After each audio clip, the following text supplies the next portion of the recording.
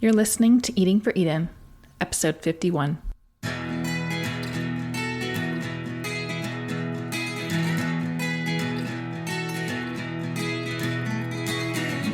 When it comes to doing something about climate change, your food choices matter. Thanks for tuning in to Eating for Eden, a podcast that takes a food-first approach to climate action. I'm your host, Jessica J. Schroeder, and I am passionate about food that tastes good and does good. I'll guide you with practical tips and help you thoroughly enjoy your food along the way.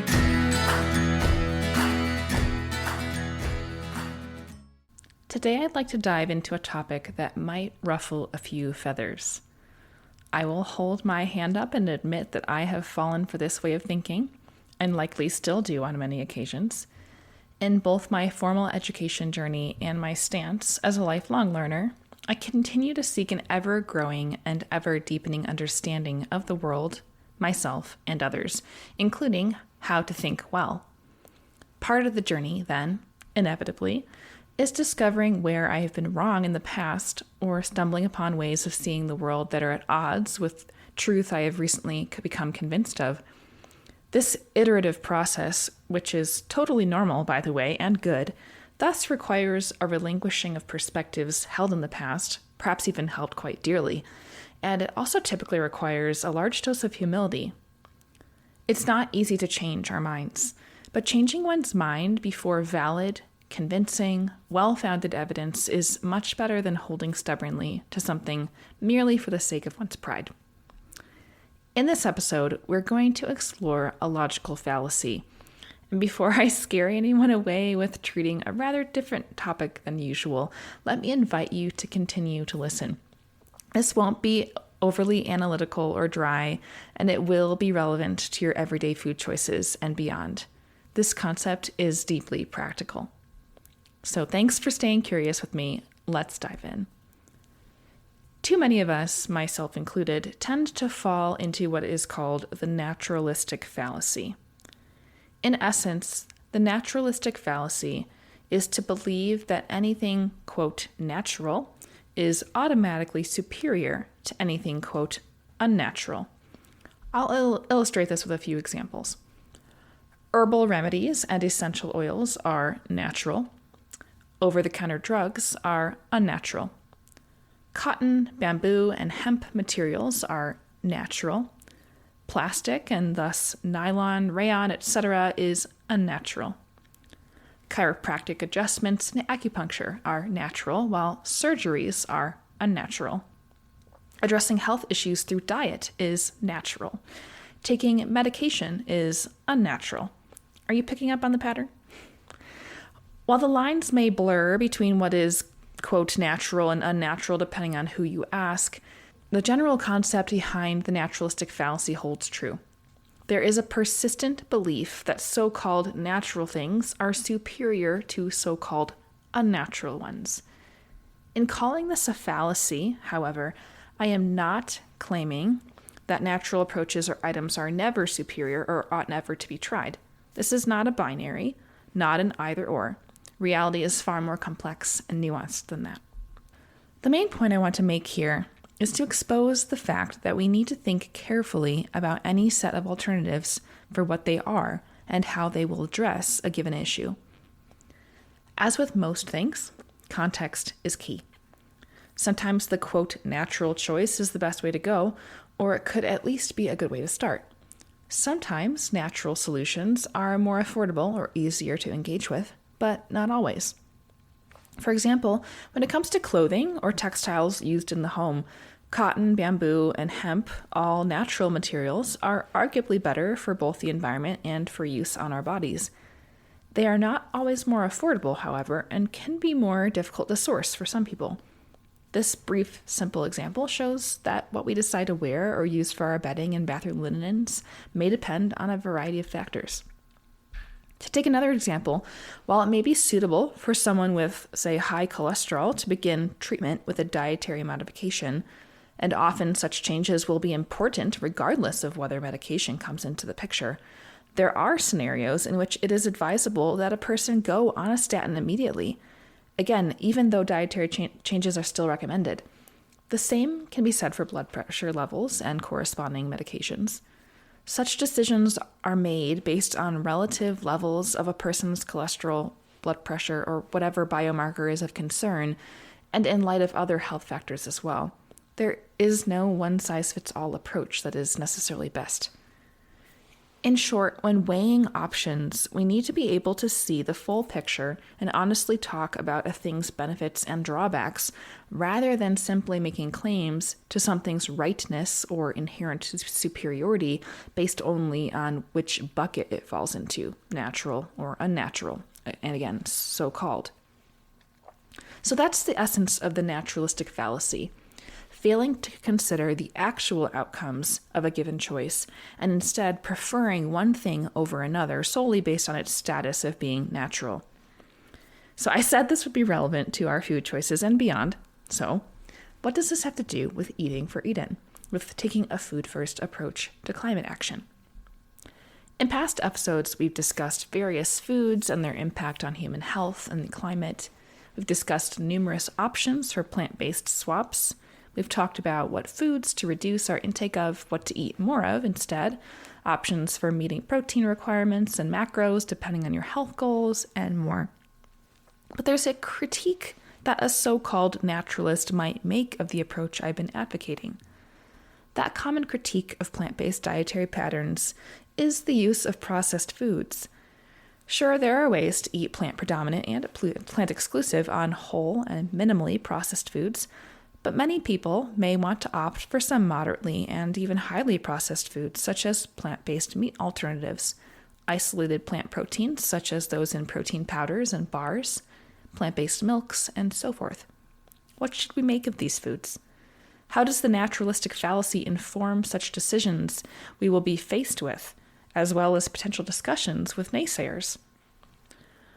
I'd like to look at this from both sides of the coin, so to speak, exploring both how some, quote, natural foods may be actually harmful and how some, quote, unnatural foods could be beneficial. First, we'll look at an example of natural foods being harmful at certain thresholds. The concept of the naturalistic fallacy came up once before in this podcast during my interview with Dr. Alan Flanagan in episode 16. Though the term was mentioned rather in passing, the concept is woven into our discussion. For a bit of context regarding the short clip I'll share here in a moment, we had just finished talking about the harms of processed meats and moved into chatting about unprocessed meat. So here's Dr. Alan Flanagan. Where things have been more debated is in relation to unprocessed, or what we might call fresh meat. So this is, a fillet steak that has not been salted, cured, or anything, that someone is buying fresh and is, cooking, possibly in the home or whatever. And this has been a little trickier for several reasons. One of which is that a general characteristic of looking at nutrition research is typically nothing exists in a vacuum. No food in and of itself as a result of its nutritional profile, because we do need nutrients for life. There's no food that just because of the nature of the food or the name of the food is inherently harmful. There's no such thing as a nutrient. Like I mentioned sodium earlier. Sodium's not inherently harmful. We require it. We just require very, modest amounts to be obtained endogenous or from the diet. And we have endogenously very tightly regulated systems in the body to preserve whatever sodium we have. So no nutrient in a saturated fat. Saturated fat is not in and of itself harmful, but at certain thresholds of intake, if it constitutes, a large proportion of someone's daily energy, then it's a problem. And the same principle applies to specific foods. And this is where kind of I think people get wrong when they hear that a food is adversely associated with health outcomes or may increase risk of XYZ. And you'll hear people kind of make these kind of naturalistic fallacy arguments. Like, oh, how could something natural be bad for you, so to speak? Well, it's not that it in and of itself is harmful. It's that at certain thresholds of intake, there is a risk. And it is the case with unprocessed red meat. Some of the inconsistency in the evidence actually reflects the fact that in some populations, they don't actually have particularly high levels of red meat consumption. So if you've got a cohort study of Japanese participants and you're looking at the association between red meat and cardiovascular disease in that cohort, you may not find anything. But when you look at their average levels of red meat intake, the highest level of intake in that group might be like 70 grams a day. It's not a particularly large amount. If you look at the North American cohorts on red meat intake, we consistently see risk related to multiple cardiometabolic and cancer outcomes. But the thresholds of intake in the highest group, highest kind of categories of meat consumers is over 180 grams a day. Factoring in underestimation, that typically is the case with observational dietary assessments, people are likely consuming more than that, over 200 grams plus a day. So at those levels of intake, and then if you take those thresholds and you start to say, okay, what happens if we think about the relationship with this, with red meat and these thresholds, and you look at European populations, you can see the same associations present themselves at those thresholds. So I think at this point, we can say that individuals consuming high red meat diets, which are now very vogue on social media, these are not benign. It doesn't matter that they're not processed meats. There are other mechanisms by which high levels of unprocessed meat would relate to risks, such as the heme iron content, the formation of N-nitroso compounds that interact with that heme iron in the gastrointestinal tract, and potentially cooking methods that have a role as well. It does have, obviously, for fattier cuts, the saturated fat content, etc. Did you hear it?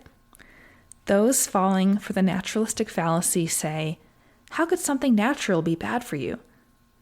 And the opposite assumption is also often made. How could something unnatural be good for you? Here, Alan discusses levels of risk and thresholds of intake. There is not a clear this is bad, this is good dichotomy with most foods. Rather, it is more important how much of a particular food is eaten and what the context of the overall dietary pattern is. Second, let's look at an example of unnatural foods being beneficial. In other words, better than the natural foods that they replace in the diet. Based on a naturalistic way of viewing food, one might claim that unprocessed fresh meat is a good thing for our health, and thus replacing this, say, a ground beef burger with a plant-based meat alternative, something like an Impossible or Beyond analog, which is highly processed, that swap is undesirable because plant-based meat alternative is unnatural.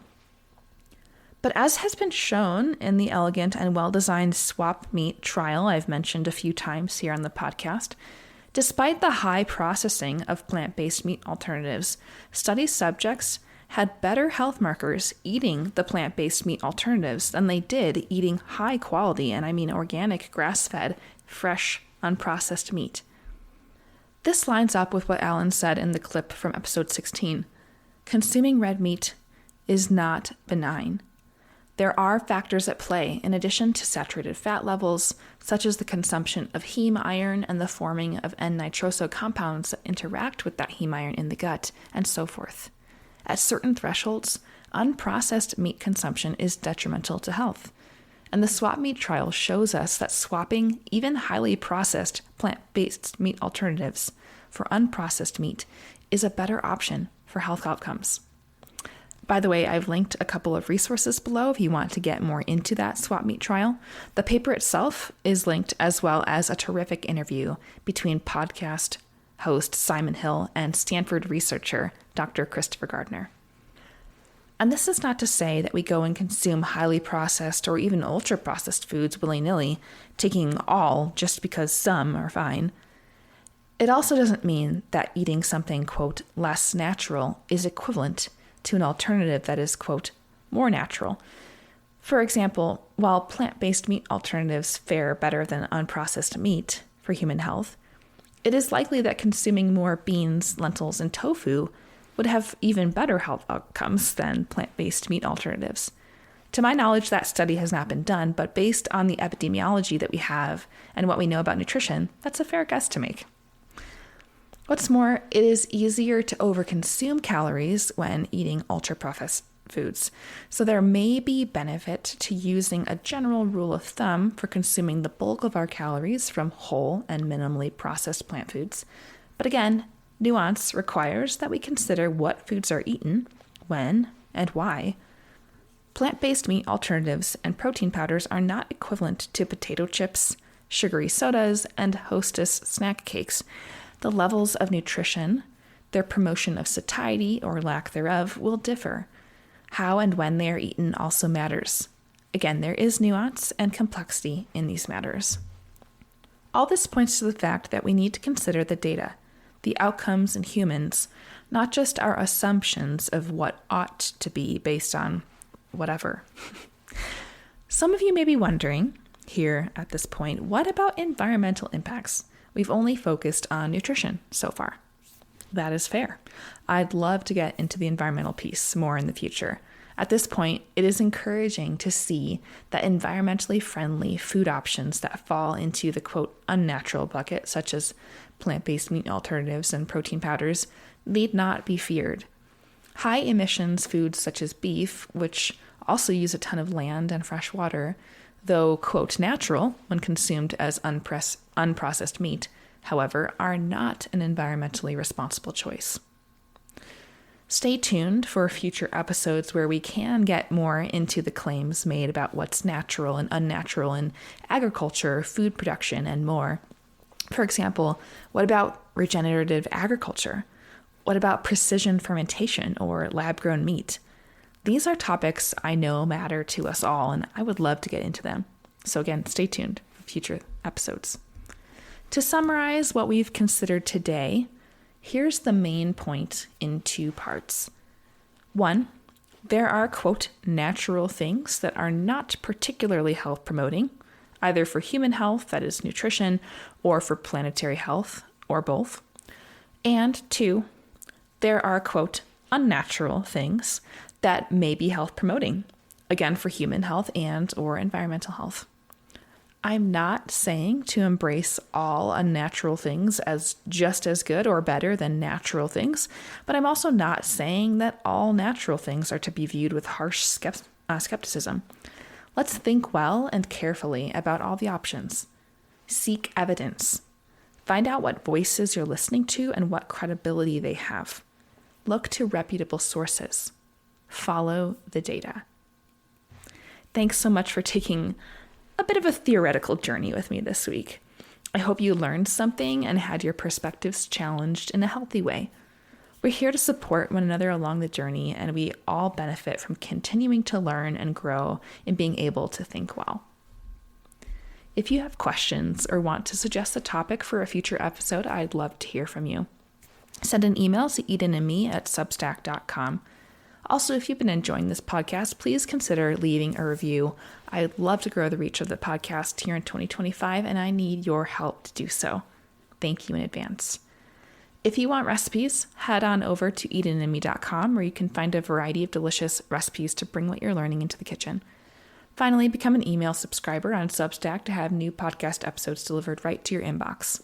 If you appreciate the work I'm doing and want to support the show, you'll also have the option of becoming a paid subscriber. That's all for now, friends. Until next time, be well.